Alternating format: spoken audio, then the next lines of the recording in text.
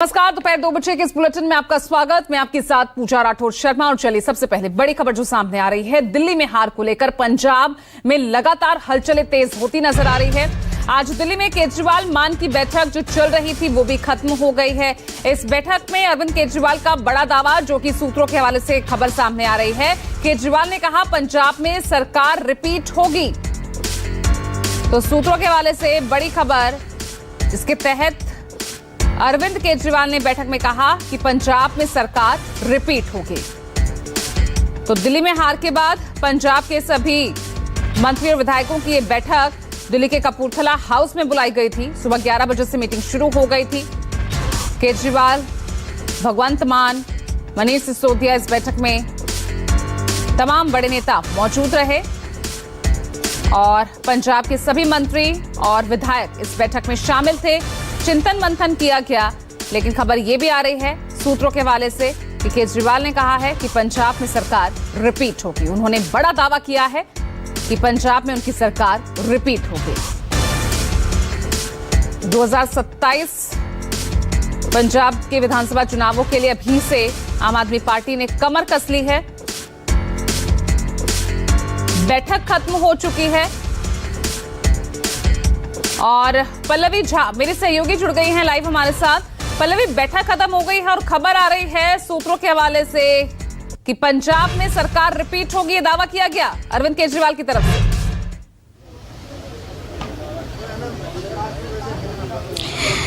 देखिए, जिस तरीके से ये बैठक हुई है, देखिए इससे साफ समझ में आता है कि दिल्ली में जिस तरीके से हार हुई है आम आदमी पार्टी की, उसके बाद से जो आम आदमी पार्टी की सरकार चूंकि पंजाब में है, तो वह इसका असर पंजाब पर ना पड़े, इसीलिए तमाम विधायकों को और तमाम जो सांसद हैं उनकी एक बैठक हुई, जिसमें अरविंद केजरीवाल, भगवंत मान खुद मौजूद थे। अभी हमारी कुछ विधायकों से और मंत्रियों से बात हुई है। उन्होंने स्पष्ट तौर पर कहा कि एक तो अरविंद केजरीवाल ने सबको बधाइयां दी कि भाई उन्होंने मेहनत की और काफी ज्यादा मेहनत की और उनको थैंक यू किया, लेकिन साथ ही साथ उन्होंने ये भी कहा कि आने वाले 2 साल उनको कड़ी मेहनत करनी है ताकि पंजाब में फिर से उनकी सरकार बने और वहां अगर अच्छे काम होंगे तो फिर से दिल्ली को रिटेन करने की उनको मिलेगी, और यही संदेश उन्होंने ये दिया है। हालांकि देखिए बहुत सारे अटकलें लगाए जा रहे थे। आपको मैं बता दूं कि लगभग 94 विधायक हैं वहां, लेकिन तकरीबन 86 ही विधायक यहां पर पहुंचे थे। सांसद जो थे उनमें से 3 सांसद यहां पर मौजूद थे, जिसमें संदीप पाठक थे, इसके अलावा राघव चड्ढा और साथ ही साथ अमन अरोड़ा, ये 3 लोग यहां पर मौजूद थे। तो कुछ विधायक नहीं भी आए हैं। ये भी सवाल किया गया कि विधायक क्यों नहीं आए, तो ये कह दिया गया कि किसी घरेलू कारण की वजह से वो नहीं आए हैं। लेकिन जो मूल सवाल है कि दिल्ली में जिस तरीके से शिकस्त हुई है उसका असर क्या पंजाब पर पड़ता हुआ दिखाई पड़ रहा है? क्या भगवंत मान को लेकर नाराजगी है? क्या विधायक जो हैं वो शिफ्ट हो रहे हैं? तो ये जो तमाम सवाल है उसको यहां पर नकारते हुए यहां तमाम नेता दिखाई दिए हैं। लेकिन देखिए ये बात तो सच है कि जब भी पार्टी कमजोर पड़ती है तो बिखराव की स्थिति बनती नजर आती है, और इसीलिए अरविंद केजरीवाल जो है इस वक्त एक्टिव आपको दिखाई पड़ रहे हैं और तमाम बैठक लेते हुए नजर आ रहे हैं, और इसीलिए बड़ा संदेश उन्होंने दिया। और खासकर एक बात मैं आपको बता दूं कि दिल्ली चुनाव के दौरान ये जब सवाल उठते थे कि पंजाब में जो वादा किया कि 1000 रुपए महिलाओं को देंगे, वो पैसे क्यों नहीं दिए गए, तो ये भी खबर आ रही है कि अब तत्काल प्रभाव से जब जो अभी बैठक हुई है उसके बाद से वहां पर जो है कैबिनेट की बैठक बुलाई जाएगी, विधानसभा के सत्र बुलाए जाएंगे, और उसके बाद जो है कई अहम फैसले पंजाब में आप देखने को मिल सकते हैं, क्योंकि पंजाब को अब फोकस करते हुए दिल्ली पे दोबारा से अगर कब्जा करना है तो अरविंद केजरीवाल को यही रणनीति अपनानी पड़ेगी, और वो रणनीति कुछ इस तरीके से आज कपूरथला की मीटिंग से समझी जा सकती है। बहरहाल अभी फिलहाल जो है यहाँ से तमाम लोग जा चुके हैं। यहाँ पर हमारा जो है स्वास्थ्य मंत्री भी मौजूद थे, फिनेंस मिनिस्टर जो केंद्रीय जो माफ कीजिएगा जो पंजाब के मंत्री हैं वो सब यहाँ पर मौजूद थे, और धीरे धीरे करके वो निकल गए। लेकिन सबने एक ही राग अलापा कि देखिए उन्होंने संदेश दिया है, उन्होंने हमारा मोरल जो है अप करने की कोशिश की है, मेहनत ज्यादा करने के लिए कहा है, और ऐसे में पंजाब में अगर मेहनत करेंगे तो फल मीठा मिलेगा। लेकिन देखिए 2027 में चुनाव होना है, 2 साल का वक्त है, इसमें कई ऐसी अड़चने हैं अरविंद केजरीवाल के सामने जो कि परेशानी खड़ी कर सकती है, जिसमें सबसे पहले दिल्ली में जब CAG की रिपोर्ट टेबल होगी उसके बाद क्या एक्शन होता है वो बहुत महत्वपूर्ण हो जाता है।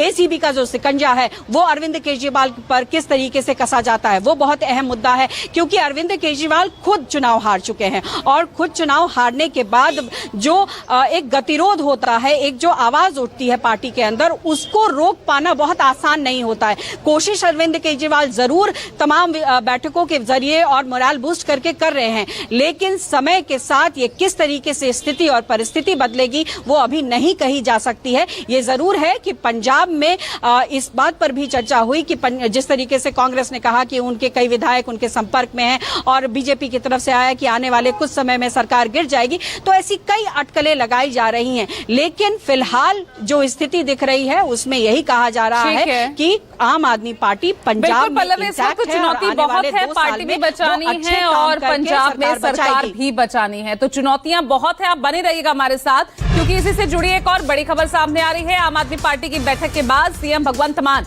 उनका भी बयान सामने आया है। दिल्ली में केजरीवाल ने अच्छे से चुनाव लड़ा, कांग्रेस को बोलने दो, उनका काम सिर्फ बोलना है, कांग्रेस हमारे विधायकों की बात ना करे, अपने गिन ले, ये कह रहे हैं भगवंत मान। साथ ही उन्होंने कहा पंजाब सरकार लोगों के हित में काम कर रही है, दिल्ली में आप जैसा कोई नहीं कर पाया। दिल्ली में बीजेपी ने पैसा बांटा, गुंडागर्दी की, हम पैसे बांटने की राजनीति नहीं करते।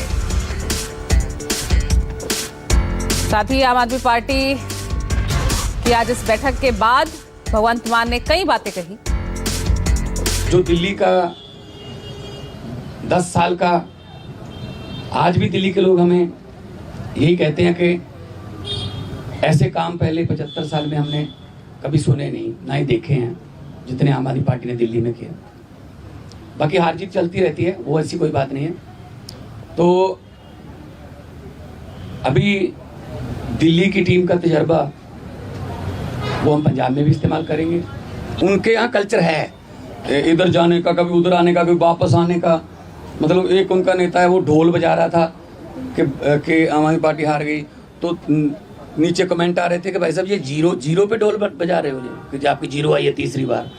तो अपना फिक्र नहीं करते, दूसरों में नुक्स निकाल। ये तो आपको भी पता होगा कि कितनी गुंडागर्दी यहाँ पे और कितना पैसा यहाँ पे चला बीजेपी की तरफ से।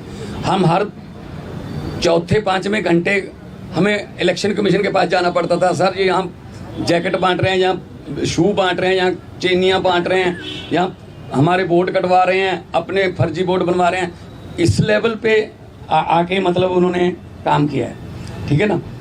खैर रिजल्ट आ गया, उसको हम मतलब उस सर माथे पे लेंगे।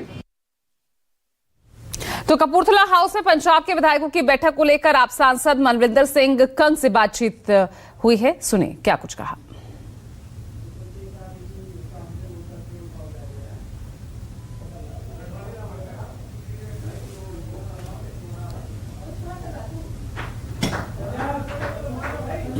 मनविंदर सिंह कांग साहब हैं, सांसद हैं आम आदमी पार्टी की। सर बैठक में क्या रहा?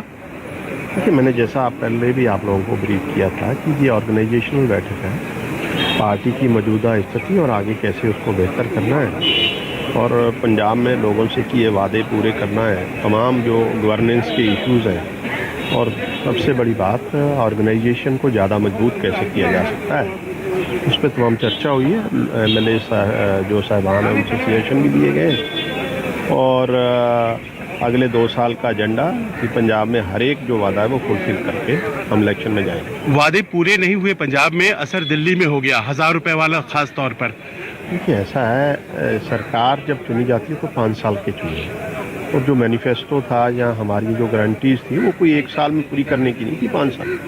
कुछ चीज़ें बिजली जैसे फ्री करने की बात थी वो की है, इरिगेशन एरिया बढ़ाया है, नौकरियों वाली बात हम ऑलरेडी कर रहे हैं, कुछ चीज़ें कर चुके हैं, कुछ चीज़ें अगले 2 साल में करेंगे। एक बार वही बताओ। वहीं पंजाब से कांग्रेस सांसद सुखजिंदर सिंह रंधावा, उन्होंने केजरीवाल की बैठक में क्या कुछ कहा वो भी सुनिए। हमारे साथ कांग्रेस पार्टी के सांसद सुखजिंदर सिंह रंधावा हैं। सर, जिस तरीके से आम आदमी पार्टी के विधायकों की बैठक बुलाई अरविंद केजरीवाल ने, आपको क्या लगता है? ये मेरे ख्याल के घर की राजनीति केजरीवाल कर रहे हैं। जो आदमी अन्ना हजारे का नहीं बना, दिल्ली वालों का नहीं बना, तो मेरे को आप ये बताइए कि जो आदमी कहता है कि जमुना के पानी में जहर मिला दिया गया है, यार इससे बड़ी दोस्तों की बात कौन सी? अंग्रेजों के टाइम में सुना था कि जब अंग्रेज चलते थे तो वो जब पंजाब में तो ऐसा हुआ जयपुर की साइड, तो वहाँ कुओं में उन्होंने जो जहर डाल दिया था। तो ऐसा तो सुना, पर पहली बार देखा कि ये कैसी बातें कर रहा है कि पहले कहने लगा कि पंजाब का धुआं जो है वो आकर पोल्यूशन कर रहा है, जब उनकी सरकार चलेगी तो धुआं भी खत्म हो जाएगा। अगर दिल्ली में आम आदमी पार्टी आ जाती तो फिर वो जो पानी था ठीक हो सकता। आपको लगता है कि आम आदमी पार्टी के विधायक एकजुट हैं? नहीं, वो तो देखिए 2017 में हमसे तो इनके 24 MLA 22 के 24 के तो उनके 9 रह गए थे, सभी भाग गए। तो इस टाइम भी भाग जाएंगे तो इतना 1-1.5 महीने में क्या होता है, कैसे पीछे भाग कर पकड़ेगा वो आगे आगे।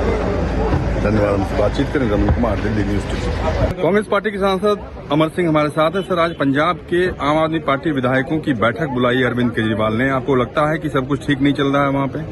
नहीं, देखो, ये इनकी इनसिक्योरिटी है केजरीवाल जी की और आम पार्टी की, क्योंकि उनके MLA जब से ये हारे हैं यहाँ से वो चारों ओर बात कर रहे हैं, खतरा है उनको, कांग्रेस से बात कर रहे हैं, बीजेपी इधर उधर, बहुत सारी इनसिक्योरिटी बनी हुई है, उनकी सरकार वहाँ अनस्टेबल होती जा रही है। तो इसलिए वो क्या कर रहे हैं, उन्होंने अब सोचा कि मैं यहाँ बुला के उनको समझाता हूँ, कॉन्फिडेंस में लेता हूँ। और दूसरी बात वो है कि अब यहाँ दिल्ली में कोई काम नहीं बचा तो पंजाब को डायरेक्टली कंट्रोल करना चाहता। दोनों ही बातें सिद्धांतिक तौर पे गलत है। आपको लगता है कि जिस तरीके से भगवंत मान के ऊपर सवाल उठाए जा रहे हैं और कहा जा रहा है कि विधायकों में एकजुटता नहीं है, कई विधायक जो है वो नाराज है भगवंत मान से? देखो, वो उनका इंटरनल मैटर है, लेकिन केजरीवाल जी बिल्कुल पावर से बाहर रह नहीं सकते, क्योंकि झूठ बोल के पावर में आए थे तो वो पावर से बाहर रह नहीं सकते। अब पंजाब को डायरेक्टली कंट्रोल करने की कोशिश करेंगे, जिसका कांग्रेस पार्टी भी और सारा पंजाब उनका विरोध करेगा। धन्यवाद। हमसे बातचीत की रमन कुमार, दिल्ली न्यूज टीवी। उधर दिल्ली के मुख्यमंत्री को लेकर बीजेपी का मंथन भी जारी है। बीजेपी केंद्रीय पर्यवेक्षकों की नियुक्ति करेगी। केंद्रीय पर्यवेक्षक बीजेपी विधायकों से इस बाबत राय लेंगे। तो बड़ी खबर आपको बता रहे हैं, आखिर दिल्ली का मुख्यमंत्री कौन होगा उसको लेकर भी बीजेपी में लगातार मंथन चल रहा है। बीजेपी अब इसके लिए केंद्रीय पर्यवेक्षकों की नियुक्ति करने वाली है।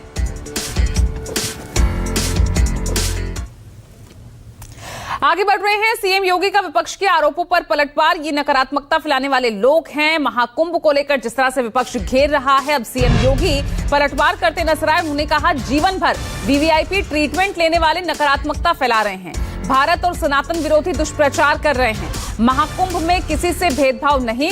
29 दिन में 45 करोड़ लोगों ने पवित्र स्नान किया। जिनको नकारात्मकता फैलानी है, और नकारात्मकता फैलाने वाले कौन लोग हैं? ये नकारात्मकता फैलाने वाले वही लोग हैं जिन्होंने जीवन भर बीबीआईपी ट्रीटमेंट लिया है, सरकार की बीबीआईपी सुविधाओं का उपभोग किया है। ये वही लोग हैं जो नकारात्मक पैदा करके भारत और सनातन धर्म के विरोध में अपने आप को सदैव उसके खिलाफ दुष्प्रचार करने में मशगूल रहते हैं। ये वही लोग हैं जो इस प्रकार का दुष्प्रचार कर रहे हैं। और चलिए अब सीधा रुख कर रहे हैं लोकसभा का, जहां अखिलेश यादव बोल रहे हैं। ऐसी ठगी कैसे फल फूल रही है। और सभापति महोदय, इस ठगी से सबसे ज्यादा अगर प्रभावित कहीं के लोग हैं तो वो गुजरात के प्रभावित लोग हैं। क्या यही सभापति हमारे विकसित भारत की तस्वीर है? यादव जी, आप सीनियर मेंबर हैं। सभापति पार्लियामेंट्री वार्ड जो आप बोलते हैं, थोड़ा सा सोच समझ कर बोलिएगा। ये ठगी वार्ड जो है, थोड़ा सा इसको हटा दीजिएगा। सभापति महोदय, एक दूसरी तस्वीर में हम लोगों ने देखी, महाकुंभ जो 144 साल बाद एक झूठा प्रचार किया गया।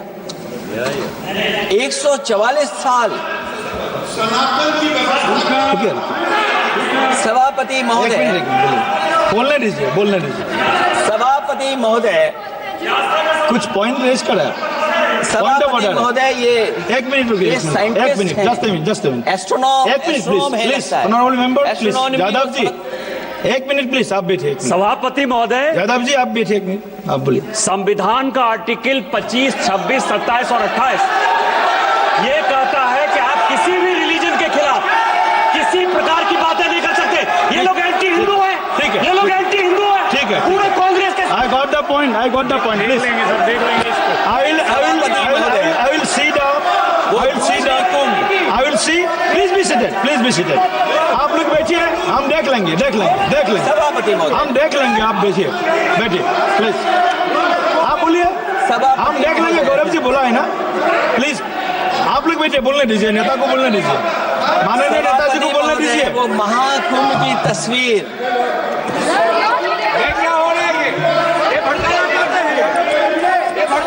सभापति महोदय, एक मिनट, कोई भी ऐसा वर्ड करके नहीं आए हो, कोई भी आस्था के विरुद्ध में बोला, आपको कोई अधिकार नहीं बनता है, आप स्नान करके नहीं आए हो, आपने स्नान नहीं किया कुंभ में। बोल दिया मैंने, बोल दिया प्लीज। आप हटा दिया जाएगा उसको। सभापति महोदय, इन्होंने कुंभ में स्नान नहीं किया। आप इधर देखिए, शहर पर देखिए, उधर मत देखिए, शहर को संबोधन कीजिए। अगर फोटो आई होती तो मैं जैकेट वाली भी फोटो देख लेता। आपका कोई गलत फोटो दिखा है सभापति महोदय, ऐसा लग रहा है। विकसित भारत की जो दूसरी तस्वीर देखी जी, वो तस्वीर न केवल हम लोगों को दुख पहुंचाती है, बल्कि तमाम वो सनातन को स्वीकार करने वाले लोग, उनको दुख पहुंचाया होगा। सभापति महोदय, अगर लोग तकलीफ में रहे, परेशानी में रहे, और ये पहली बार हुआ होगा ऐसा कि लोग 300 किलोमीटर के जाम में फंस गए, न केवल एक मुख्यमंत्री सभापति महोदय, उन्हें दो मुख्यमंत्रियों को लगाना पड़ा कि कैसे जाम रुक जाए। सभापति, इसके साथ साथ इन्हीं के संगठन के लोगों को जब लगा कि वो व्यवस्था नहीं बना सकते, तो इतने दिनों बाद इनके संगठन के लोगों की अपील है कि भारतीय जनता पार्टी के कार्यकर्ता बाहर आए और लोगों को सुविधा दें, परेशानी दें। ये बात तब सभापति आई है जब लोग दुख, तकलीफ, परेशानी की वजह से इनके खिलाफ चिल्लाने लगे, इनके खिलाफ बोलने लगे। सभापति महोदय, मैं ये पूछना चाहता हूं, जिस स्नान के लिए प्रधानमंत्री गए हो, देश के राष्ट्रपति गए हो, उपराष्ट्रपति गए हो, मंत्री गए हो, क्या यही विकसित भारत की तस्वीर होगी जिसमें आप ट्रैफिक मैनेज नहीं कर पा रहे हैं? आप हर शहर में ये कहा गया कि कोई शहर से निकले नहीं, सब के सब वहीं पर रुक जाएं, आगे नहीं जा सकते, दर्शन नहीं कर सकते। अगर ये सच्चाई नहीं है सभापति महोदय, सब बॉर्डर सील हुए हैं, जितना भारत के लोग सब बॉर्डर सील हुए हैं, और फिर चांद पर पहुंचने का क्या फायदा जब जमीन की समस्याएं न दिखती हों आपको, जमीन की समस्याएं न दिखती हों। और सभापति महोदय, मैं सरकार से जानना चाहता हूं, वो ड्रोन कहां हैं? वो जो डिजिटल इंडिया की बात कही गई थी, वो कहां है? जो लोग अभी तक इस बात की डिजिट नहीं दे पा रहे हैं कि कितने लोगों की जान गई है, कितने लोग वहां पर खो गए हैं। सभापति महोदय, इधर विज्ञापन और कार्टूनों की बड़ी चर्चा हो रही थी। मुझे याद है कि एक दिन मैंने अखबार देखा, अंग्रेजी अखबार, और मैं समझता हूं ये माननीय सदस्य जितने लोग रहे होंगे उन्होंने वो अखबार जरूर देखा होगा, न्यूज़पेपर, और उसके फ्रंट पेज पर एक विज्ञापन था, और उस विज्ञापन की जो तस्वीर थी उसमें एक जानवर, मुझे पहचान में नहीं आ रहा, वो शायद गधा रहा होगा, वो जेल के अंदर है। मेरा मन नहीं माना, मैंने उसी दिन सरकार को जगाने के लिए लिखा, और मैं आज सभापति महोदय सरकार के माध्यम से जानना चाहता हूं कि डिजिटल इंडिया करते करते साइबर क्राइम, साइबर लूट और डिजिटल अरेस्ट कितना बढ़ गया है। और जो विज्ञापन दिया था, इस जानकारी के बाद वो विज्ञापन दोबारा अखबार में नहीं आया। वो विज्ञापन की तस्वीर मैं नहीं दिखा सकता हूं। मैं समझता हूं माननीय मंत्री जी उस विज्ञापन को जानते होंगे और देखा होगा उन्होंने। जो विज्ञापन दिया जनता का भारतीय रिजर्व बैंक से ये सवाल है कि वो अपने ऐसे विज्ञापनों में किसको चित्रित कर रहे हैं और क्यों, और वो कहां से आया है। क्या यह कोई प्रतीकात्मक चित्रण है? यदि हां तो वो जानवर किसका प्रतीक है?